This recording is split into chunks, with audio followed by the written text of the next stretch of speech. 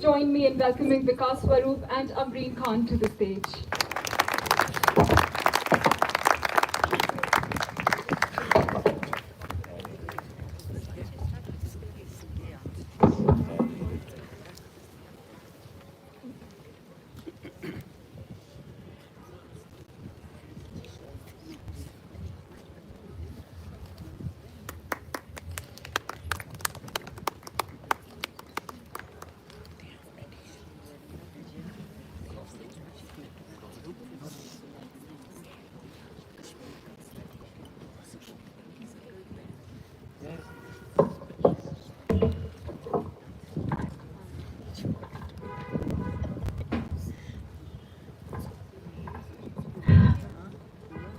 Slightly nervous, as you can see.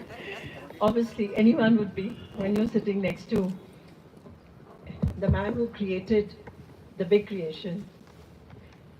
There's no need to be nervous, Ambreen. This is the most picturesque setting I have ever sat in for a book launch, for a book discussion. You've stolen my opening line. And you already know that I'm experiencing the defeat right from the opening of the session.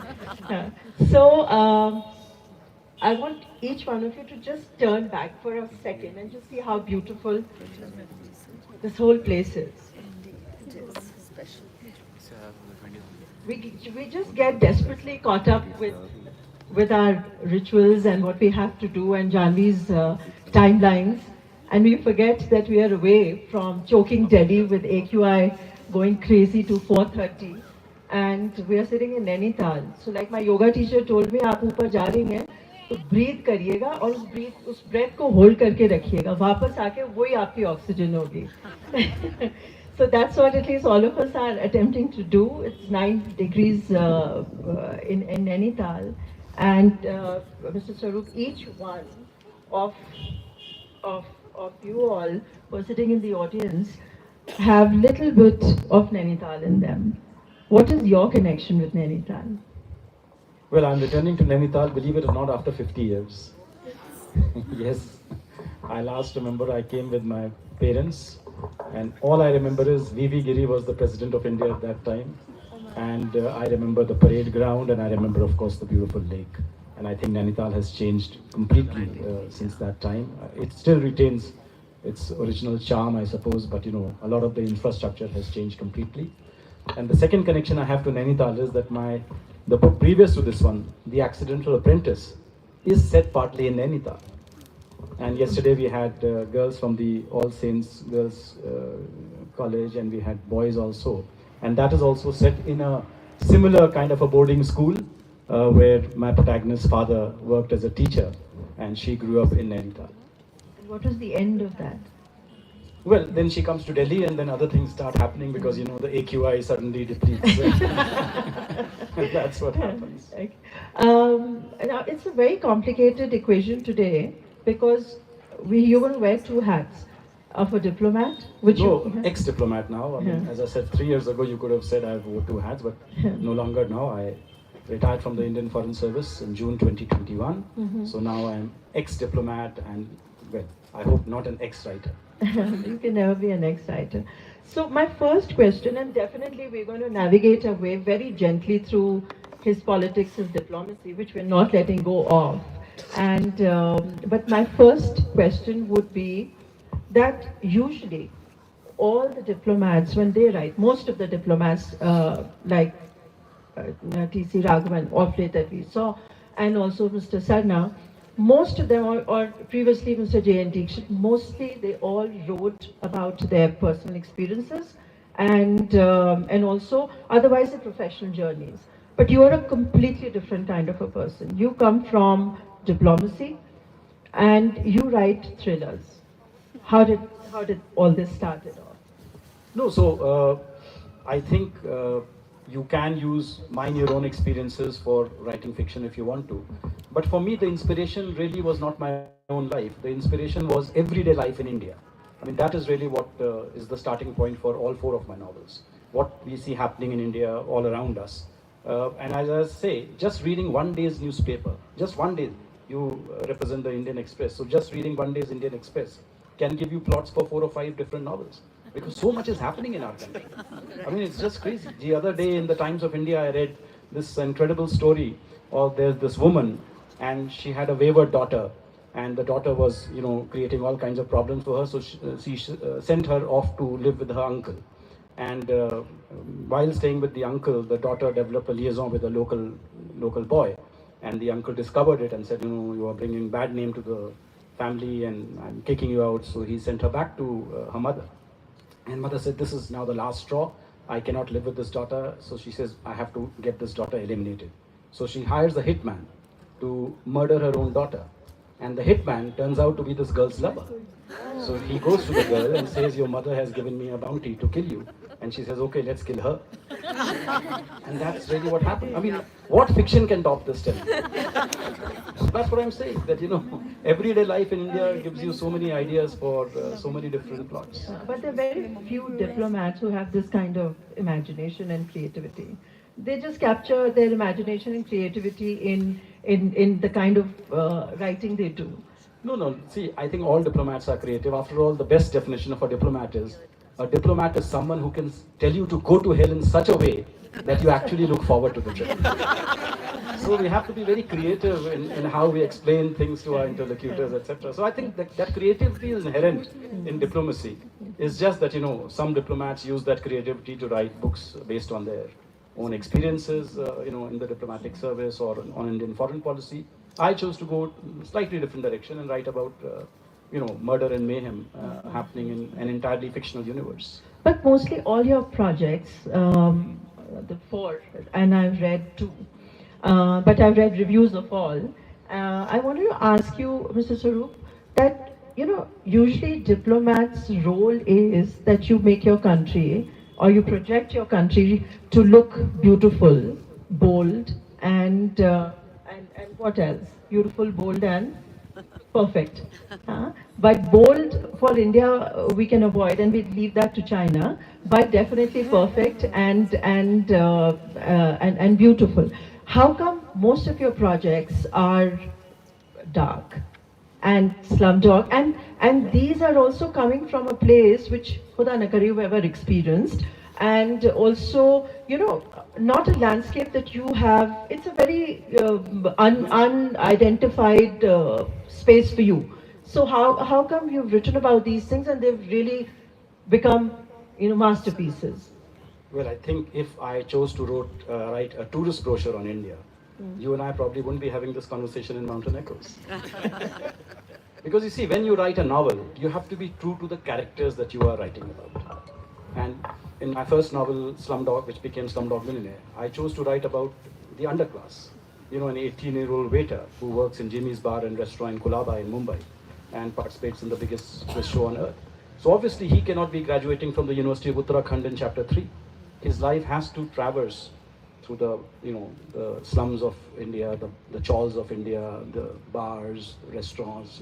He has to be doing menial jobs because that is the normal trajectory of such a person. But eventually what I wanted to show was that it does not matter where you come from. What matters is where you are going to. And eventually he ends up going to the biggest quiz show on earth and wins the biggest prize on earth. So the idea was that just because you have had a disadvantage in terms of your growing up, that disadvantage cannot mar you for life. You can remake your life. And in fact, the new novel, The Girl with the 7 Lives, is also about that. It's about resilience and reinvention. So out of 4, 2 have just got, they've got translated into very successful films. One into an Oscar winning, and the second one into into a series. A 9-part web series called The Great Indian Murder on Disney Hotstar. Yeah, but did you all know about that? No. Yes. So the kids at the back, they've come completely prepared, and so I wanted to know, how do you form your plot? How does it just become? I mean, he's the only visual writer. I don't think that there are many writers. I've had conversations on the books and off books with people like Shashi Tharoor, and definitely Raj Kamal Jha, and then recently with Lakshmi Puri. But how your books are so unique, And why and how? What goes in your mind that you create something that ये film वाले आके एकदम कहते हैं यही project है. और अब now this one, Alia Bhatt may star it, inshallah. Inshallah. Yeah. Look, I mean, many people have told me that my writing is very visual. And it is true in the sense that I first visualize that scene in my head and then I sort of type it out onto my desktop. So from that point of view, because I have already visualized that scene in my head, in my writing also, that visual streak probably comes through. And that's why when you read the words, on the page, you can also visualize that same scene because the cues are already there. And when a filmmaker wants to translate what I wrote onto the screen, I suppose the translation and the transition becomes easier because, as I said, the writing is very visual. Having said that, it's not that when I'm writing, I'm already thinking, oh, tomorrow this will be a web series or a film, so let's put in elements which will make it more appealing as a web series. Because then I think neither will I write a good book, and neither will it be even made into a film or whatever. When you write a book, you have to write a book. If you want to write for the visual medium, then you write a screenplay, as simple as that. But you never considered writing for films? No, I mean, I have been made some offers, but I recognize that it's a technical thing. And see, the one big difference I find between writing a screenplay and writing a book is, when you write a book, it's entirely 100% your vision. It's you decide what you want to write and how you want to write, and you write. But when you're writing a screenplay, it is writing by committee. You just cannot say, okay, this is my screenplay. And look at any Hollywood screenplay. It says screenplay by so-and-so, and so-and-so, and so-and-so, and so-and-so, and the last name will be that of the director, who was also added his 2 pennies worth. Because there, you have to write based on what the studio wants. Oh, this does not have enough violence, please put in some violent elements there. Oh, the love angle is very underdeveloped, please develop the love angle more. So it's not really your vision. It's the studio's vision being filtered through your prism. But eventually it's not your story. It's the story that the studio wants you to tell. And I think I like the freedom that you have as a novelist, which you probably don't have as a screenplay writer. Yes, maybe you earn better money and things like that, but then, you're also hemmed in by so many other factors, which that freedom you don't have, as a screenplay writer, which you have as a novelist. No producers and directors have reached out to you? No, they have. As I said, there is one person who's very active. Please tell us who. No, I don't want to reveal any name, but he wants to collaborate with me, and he's pitched 2 or 3 ideas to me that we'll work jointly on a screenplay. And even for the new one, I have been told that I could be an executive producer and I could write the screenplay for this one. So let's see. I mean, these are not matters that are decided instantly. I will mull over these things, decide whether that's the right route for me to go or not. For the moment, I'm happy that the book is out and the readers are enjoying it and relating to it. We'll come to the book in a bit, but before this, we need a little warm-up. So, as Kamal Amrohi says, that बात से बात निकलेगी और देखें कहाँ तक जाएगी, किस बात निकलेगी तो दूर तक जाएगी. So, दूर तक जाने के लिए आप शुरुआत करते हैं. And I want to ask you that what was the mahal in the room? What was your experience? I mean, it just gives us the goosebumps that, that you go straight and you're sitting and aam logon ke saath nahi baithe hain. And not even with Shah Rukh Khan, at least is a global star. You produced books which have become global brands. Who were you sitting with in that room where the Oscars were being nominated and Slumdog became the brand that was created by Vikas Swarup? No. So I was sitting in a room with, it had Angelina Jolie and Brad Pitt and, Kate Winslet. And I mean, the Oscars is really the royalty of the film world, So anyone who's anyone, everyone who's anyone is in that room, because as simple as that, the Oscars are the crowning achievement for any filmmaker, anyone connected to the film business. Because even if you're nominated, forever your credits will say Oscar nominated actress so and so or Oscar nominated actor so and so. So Oscar is the ultimate seal of approval of the film industry that yes, you have reached a particular level in your chosen profession. So it was a surreal experience for me. I mean, if you Google me, Vikas Swarup at the Oscar, or just Google Slumdog winning Best Picture at the Oscar, you'll see lots of pictures. First of all, it's a big fat Indian wedding happening on the stage. 25 people are on stage for the final award. And there is one guy in a black bangala. Everybody is looking at the camera, but there's one guy in a black bangala who's looking at the ceiling. And that's me, wondering what is a professional diplomat doing in the Kodak theater. So really, I mean, that was my this thinking. How the hell have I landed up here?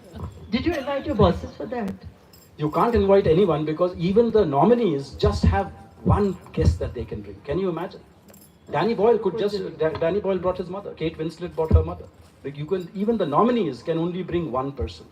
It's a total of 3,000 people, I think, who are invited to the Oscars. I think about 1,000 of them are in the main hall, maybe 2,000 are in the balcony levels, and that's it. The total guest count is, I think, not more than 3,000 people. So it's a very, very exclusive affair, and of course, very tightly controlled by the studios, because the Oscars are really owned by the studios, Fox and 20th Century Fox and Warner Brothers and all these studios, they control. Share some funny conversation where you, as a diplomat who can manage everything, you've sent many people to hell. What were some interesting conversation that you had with some? There was not to, I mean, in the sense, the good thing about the Oscar is that it's very democratic. There is a red carpet, which only the stars are allowed to walk. You walk on the side, and I'm walking next to Daniel Craig, and I say, my God, James Bond is walking next to me. It was that kind of a thing. But once you cross the red carpet and you are, close to the Kodak Theatre, then there is no distinction between you and the stars. Brad Pitt is a guest, you are also a guest. There are no handlers, no bouncers, no bodyguards who can prevent you from meeting anyone. So that was happening. I mean, we were walking, and the slum kids who had participated in that movie, they were walking next to me, and they saw Meryl Streep there. And they go up to Meryl Streep and they say, ma'am, can we get your autograph? And Meryl Streep turns to them and says, maybe I should be getting your autograph. So I couldn't resist. I said, Miss Streep, I wrote the novel. And she said, really? So it was a very, very interesting experience, and the Oscars happen exactly like they show you in the movies, on the TV, that you have 10 minutes of ceremony, and then there is a break when advertisements are shown on your TV screen, and nothing is happening in the Oscars at that time. So basically people are networking.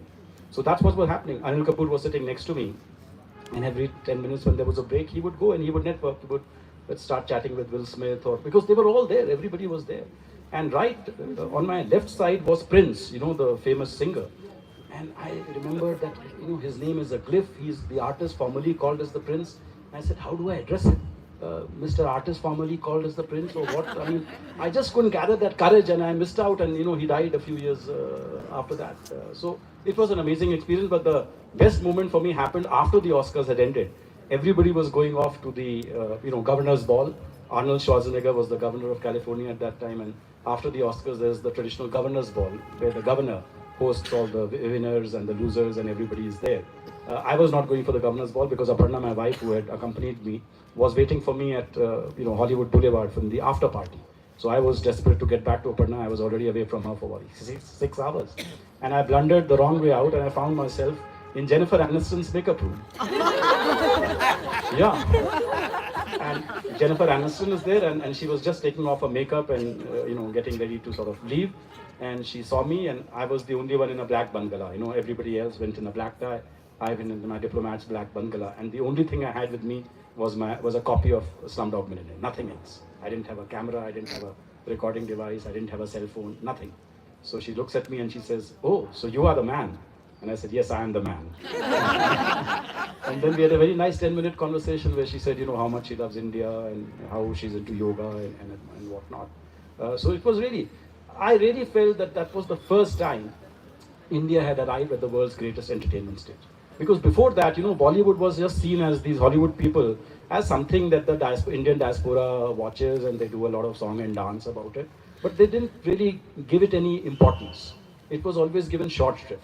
And this time at the Oscar, because of, thanks to Slumdog Millionaire, you had a performance of Jai Ho by A.R. Rahman, you had Feed Up Into give an award. I mean, you really felt that India had landed on the world's greatest entertainment stage.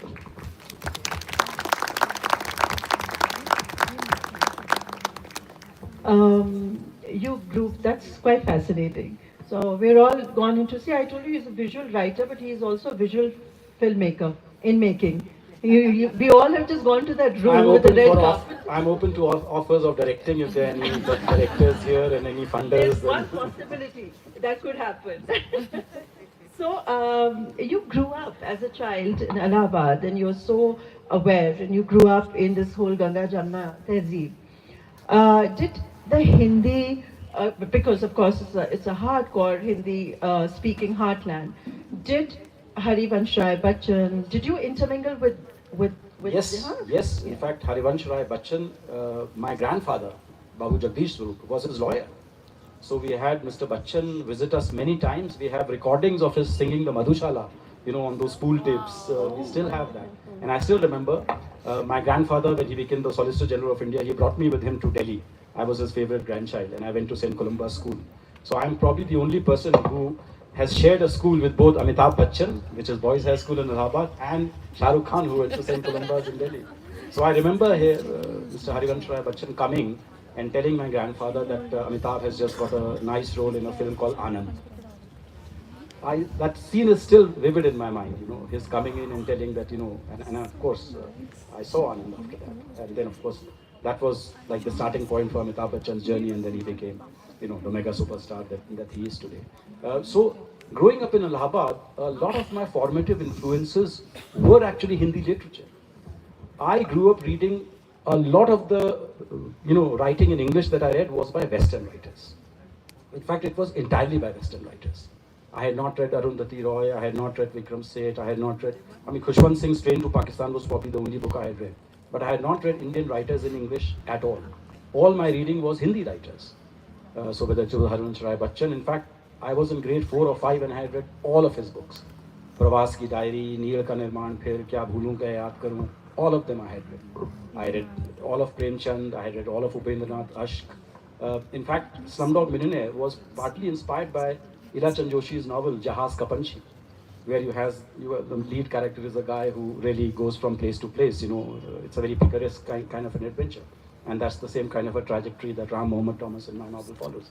So a lot of my formative influences were formed by reading Hindi writers in the original language Hindi. It was only when I was living in London and I decided to write a novel, then I said, let's test out what have Indian writers in English written all about. And that's when I read Arundhati Roy and Rajkamal Jha and Pankaj Mishra and Marian Suri and Raja Rao and all these writers I read. And I discovered two things. Because you see, because I had a lot of mystery and thrillers growing up, I wanted to write a thriller. So I said, I want to understand which are the best thriller writers in India. And I went to this, I was in London at that time, so I went to the Golders Green Library and I said, give me the best thriller writers by Indian writers. And the librarian looked at me very blankly and said, I don't know a single Indian thriller writer. So I said, okay, then what do Indian writers write? And then she gave me 25 books by Vikram Seth and Arundhati Roy. So I read all of them. And I discovered that all of them have written only about society. Not one of them was a thriller. But I was still wanting to write a thriller. But I said, unless I write about society, the book won't go big. So I said, I'll marry the two themes of writing about society and writing in a thrilling kind of way. And I created this genre which I call social thrillers. So, this is so true. In fact, this is my leading question. That when all of us who read books, and some of us read more, I read less these days for whatever reason. Now we're doing, because we're in the business of doing this now all the time. So Mr. Swarup, when whenever you go to a bookstore, when you're really looking for a book, a fiction, you never actually see any big name in the Indian friction side, because most of the authors friction, you always want an international name. There are hardly anyone. I'm talking about. There are lots of. If you go to any Indian bookstore, the Indian fiction list, I think it's pretty vibrant and pretty robust. But international acclaim, or people who reach the international circuit, that is limited. I agree. That is limited. So you just have Salman Rushdie, or you have Khushwant. Definitely, Khushwant Singh would be one. Vikram Seth, and I would say Naipaul. Arundhati Roy, yes, Naipaul. Yeah, but you see, many of them. Why do you think? Many of them are diaspora writers, and the diaspora fiction is very different from Indian fiction, because diaspora fiction is, I think, preoccupied with issues of identity, displacement. Because for many of those diaspora writers, their image of India is fixed. to the time when they left India. So if Rohinton Mistry left India in the 1970s, he writes about India of the 1970s because that's the only India he knows. After that, he has visited India only as a tourist. So for him also to get the DNA of the modern aspirational India would be slightly problematic, I would imagine. Good writing is hugely influenced by the geography also that you come from. Doubt. And you've traveled all across the world. You've experienced different, diverse geographies, very diverse languages. And I would say you look at writers like from Africa or Latin America, and definitely then completely different like from Japan, and also Chinese to a large extent. Do you think that in India, largely, which geography, people coming from which geographies really do justice to very good writing? No, look, I think it's a difficult question to answer because unless you have experienced all the geographies and the writers from all those geographies, how can you make that comparative assessment? But I think, everyone is rooted to the place that they come from. So certainly that filters into their writing, whether they are writing about that particular place or not. I mean, Namtaji was saying how, having been born and brought up in Nainital, always filters into her writing, whether it's the Devdars or the mountain peaks or the local customs and traditions, that always filters through. I have tended to write about cities. I am a city writer. I have never really lived in a village. So that's why I do not want to write about a village, because I will lack that depth and that intellectual integrity to write about village from a very convincing point of view, because my probably image of a village will be the Yashraj village, Yashraj Chopra's village, white mustard, yellow mustard fields, fluttering in the beach, village bells going with, matkas on the head and things like that. But, a lot of other things happen, very dark things also happen in villages, a lot of Jal, Joru, Jameen, as they say, these are the three main drivers for murders and things like that. So a lot of other stuff also happens in it. But having said that, nothing stops you from writing about a village, because that's what I love about fiction, the freedom that it gives you. And to create that sense of authenticity, you just need to do research. I mean, when I write about Dharavi without ever having visited Dharavi, it came through from the research that I did. In the latest book also, I'm writing about neurosurgery, I'm writing about, the fake degree racket, I'm writing about juvenile justice homes, etc. So all that, without having visited these places myself, if you do a lot of research, I think research can really help you create an authentic life. So, especially you've traveled, you've lived abroad all your life, you've been a career diplomat. Now, I've gone through all your interviews, I've read everything you've said, I've, through your interviews and everything that you've done and shared with media. One thing that I really want you to today on this platform, how do we make it unique, is by sharing what is your unique style of writing. Especially, are you also inspired to some extent by conflict areas, because diplomats somehow have exposure to exposure of being there and so on and so forth. So no, look, I think all fiction is driven by conflict. The only difference is in diplomacy you are exposed to actual conflict, wars happening between countries. Like when I was posted in Ethiopia, the Ethiopia-Eritrea war was happening. In my first posting in Turkey, I was sent to rescue Indians fleeing the first Gulf War. So as a diplomat, you have actual experience of seeing a real conflict. But fiction is about the internal conflicts. Your characters, they all have some kind of a conflict or the other. Because without conflict, there is no resolution. It's the conflict that you are being resolved through the medium of fiction. So I think all fiction thrives on conflict. And books which have no conflict are very, what should I say?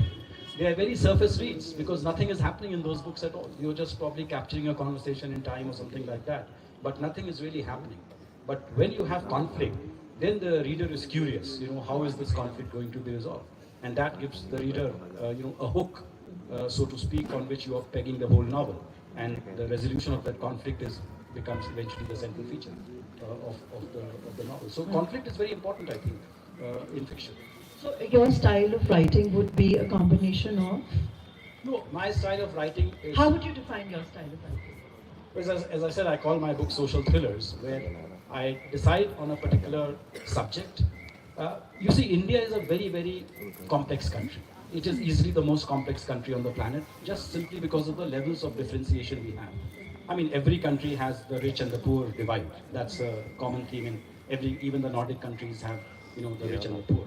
But in India, beyond the rich and the poor, you have the divisions of caste and class and subcultures and stuff like that. You have whole lot of other stuff going on as well. So India is a very, very complex country. And when you write about India, you are only touching 0.00001% of the Indian reality, in a sense, isn't it? So what I try to do in my novels is to try to capture slightly more of the Indian reality than you would get from a single narrative. Let's say you write a novel about people living in this area of Nainital. Now that would be a very, very, very small subset of the Indian reality, because it's not even the reality of whole of Uttarakhand. People living in Nainital do not represent all of Uttarakhand. In Uttarakhand also you have various subdivisions and various sects, etc. happen. So what I try to do is, my style is that I try to create a multi-layered narrative, where my characters are going from place to place, so you capture some of the geographical diversity. And then my characters are either interacting with or themselves, becoming upwardly mobile and tapping into different strata of society. So for instance, in my second book, 6 Suspects. Now this is a murder mystery written from the perspective of 6 different people who are all suspects in that murder. And one of the suspects is a Bollywood actress, a very rich Bollywood actress. One of the suspects is a mafia don masquerading as a politician. One of the suspects is a lowly mobile phone thief who manages his day-to-day affairs by stealing mobile phones and selling them on the black market. One of them is the Andaman tribal who comes to mainland India in search of a stolen relic. One of them is Larry Page, an American from Waco in Texas who comes to India in search of a meal order bride. So the idea is you look at India through 6 different eyes, because the India of Larry Page is very different from the India of this Bollywood actress. And the India of the Bollywood actress is very different from the India of the mobile phone thief. What you look at depends on where you are looking at from. If you're sitting on a high perch, your viewpoint is very different from when you are sitting down in the dumps. So that's what I try to do. That in my fiction, I try to capture slightly more of the Indian reality than you would through a single or a unidimensional narrative. So I like to create what I call polyphonic narratives, where different characters are coming to you, with their own stories. In this particular novel, the latest one, you have Devi, who undergoes a series of metamorphoses. So she starts off as Devi, then she becomes Deepa. From Deepa, she becomes a Muslim girl, Deba. From Deba, she becomes a Punjabi girl, Dasmeet. From Dasmeet, she becomes a South Indian Deepthi. From Deepthi, she becomes a Christian Diana. And from Diana, she becomes an all-purpose, where you cannot identify the religion at all, Dolly. And Dolly is the all-Indian girl, You don't know Dolly is Hindu, Muslim, Sikh, is she from the north, is she from the south? Dolly is Dolly. I'm getting the signals, but I ain't taking 5 more minutes. I mean, we have Vikas Swarup. So, the canvas is so large, how can we just... So and we've not even started talking about the book. This is just the Oscars. I am also a writer, and there are lots of 30 other writers here. We are all treated the same. So, the girl with the 7 lives. What's the plot of this book? What's the narrative of this girl that you're trying to share? So the issue was, I wanted her to tell her life. And her life is very, very interesting. It's full of intrigues. And her character is very different from the character of Ram Mohammed Thomas in my first book, Slumdog Millionaire. Ram Mohammed Thomas is a very goody-good character. He has a very strong moral compass. He knows exactly this is right, this is wrong, and I will only do the right thing. Devi of this novel is a much more complex character, where she knows what is right and what is wrong, but she is not averse to doing something wrong also, because she has a strong sense of justice. If she feels that this man deserves justice, then she is not averse to even killing that person. Murder. She's ready to go even to the extent of murder. So for me the challenge was, how can I create a character who is morally dubious at times, who is very, very complex, and yet make her interesting enough and compelling enough for the reader to still want to identify with her. That even when she does a murder, you don't blame her, you say maybe she was justified, That was the challenge for me. So from that point of view, it was a tougher book to write than Q&A, because Q&A, a safe book is a very easy book to write. You create a lovable, character and send him on a picaresque adventure, and the reader would want to identify and follow that person. But when you create a complex character and yet get the reader to identify, that's slightly more challenging. So when the novel opens, Devi has been kidnapped from the beauty parlor where she works in Mumbai, and now she's being held hostage in a dingy basement by a masked gunman. His identity is revealed only at the very end. So she has no clue who this person is. And he's saying, I'm putting up your life for an online auction. I want you to confess to all the crimes that I'm accusing you of. You have to confess, and if you make any lie, because I already know it, I have hired a private detective who has delved into your life and I know the full lowdown, I just need you to confirm it. If you deviate, I shoot you dead. So she has to proceed to give him what she calls the mother of all confessions, in which she lays bare her entire life. And at the same time, she's trying to get out of the situation, trying to free herself from the constraints under which she has been kept. So that's the whole idea. So it operates at two levels. One is the backstory of her lives, each of her 7 avatars, what she undergoes in each of those 7 lives. And the second is what is happening in the basement, where this online auction is happening. Because the theme of this book is every time she's reinventing herself because she's trying to escape her past. But in that online auction, the past is catching up with her. And all the people that she has wronged in her life, they are the ones bidding for her life now. Because, as she says, there is nothing more visceral than taking revenge. Revenge is the ultimate motive for human behavior.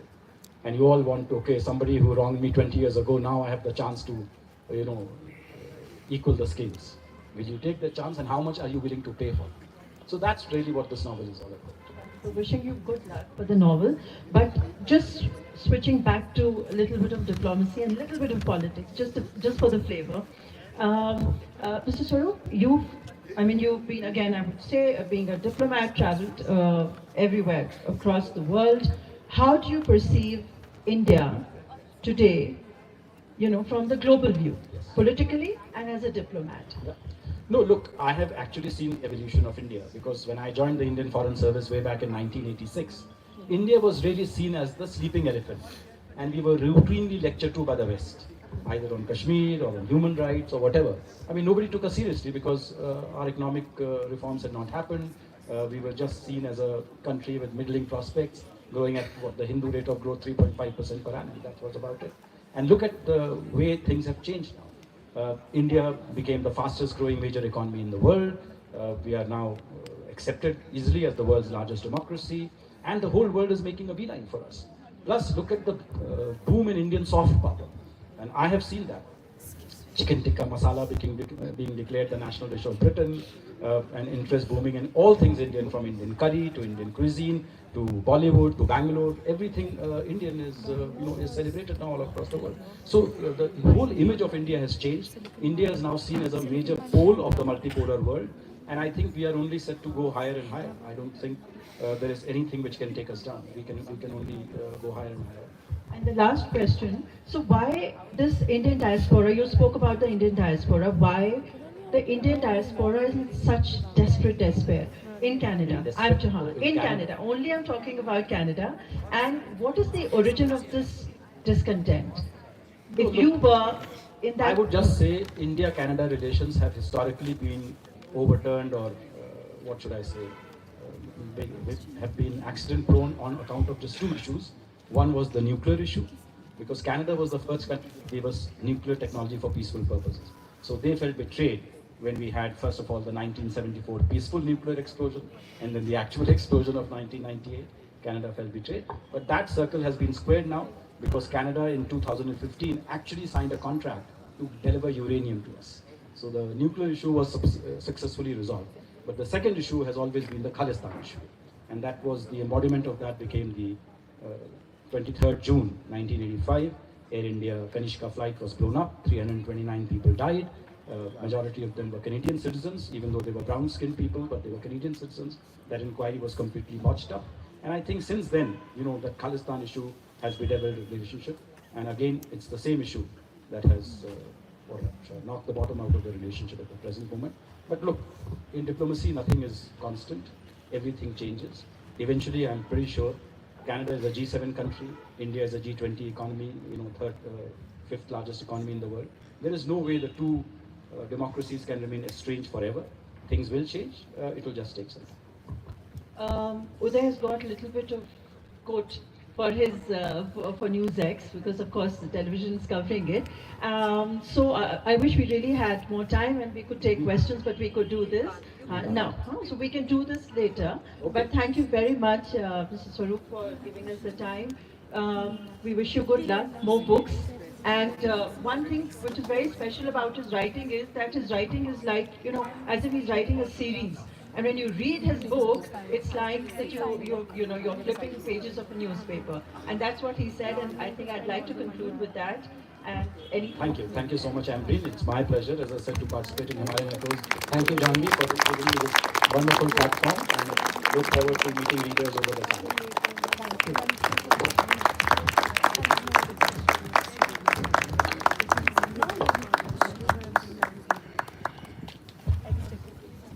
Thank you so much. The session